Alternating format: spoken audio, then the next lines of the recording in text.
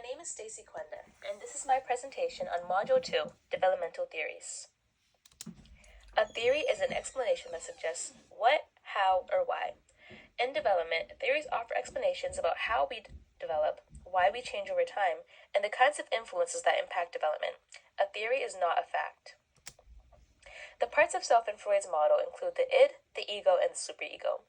The id is the part of self that we are born with. It wants immediate gratification. It is very selfish.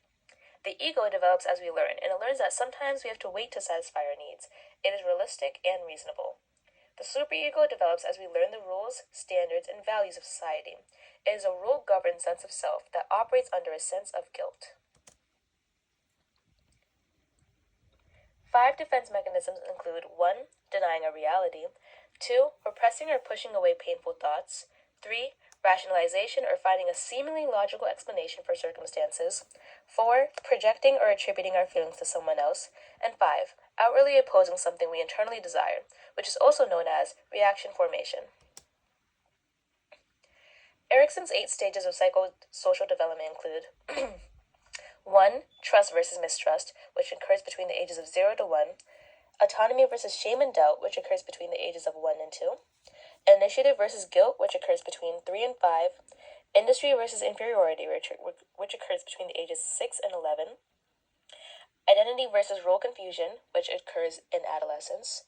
Intimacy versus isolation, which is during young adulthood. Generativity versus stagnation, which is during middle adulthood. And integrity versus despair, which is the last stage that occurs during late adulthood. The principles of classical conditioning include that attachments formed by new situations bring about an old response because the two have become connected. It explains how we develop our emotional responses to people or events and how our gut level reacts to situations. An example of this is the smell of milk and mildew reminding you of an elementary school cafeteria, or a certain perfume reminding you of your wedding. An unconditioned stimulus is an unlearned stimulus, which is before classical conditioning, and a conditioned stimulus is a learned stimulus that occurs after classical conditioning. An unconditioned response is a natural, unlearned response to a stimulus before classical conditioning, and a conditioned response is a learned response to a stimulus after classical conditioning occurs. The principles of operant conditioning include that we repeat behaviors based off how they pay off for us. A person or animal will do something to see the effect that it brings, and based off the law of effect, which states that we repeat an action if it's followed by a good effect, we are more likely to repeat that action if it was good for us. This is a more conscious type of learning than classical conditioning. Reinforcement is anything following a behavior that makes it more likely to happen again. Reinforcement is also interchangeable with rewarding. Punishment is anything following a behavior that makes it less likely to happen again. It often completely does not go away. The contrast between the two is that reinforcement makes the behavior more likely to happen again, and punishment makes the behavior less likely to happen again. Social learning theory includes that we learn from others without conditioning, instead by watching them and modeling their actions. Young children often learn this way, through imitation. Piaget's theory of cognitive development includes the 4 stages of development. The first is sensory motor intelligence. This child experiences the world primarily through their senses and motor skills. Second is the pre-operational stage, where the child is able to think of the world symbolically but not logically.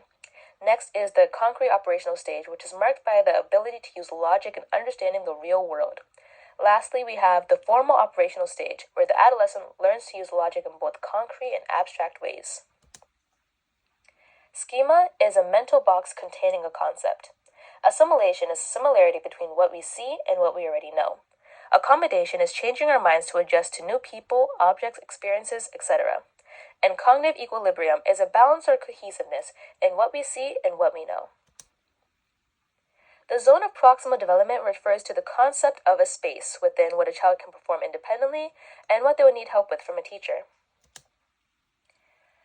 Guided participation, which is also known as scaffolding, refers to giving assistance when a child seems to need it, then stepping back once they understand. An example of this is, firstly, showing a child how to brush their teeth, walking them through how to brush their teeth, helping them when they need it, then when they seem independent enough to do it by themselves, stepping back and letting them go. That brings us to the end of my presentation. I hope you enjoyed, and thank you for listening.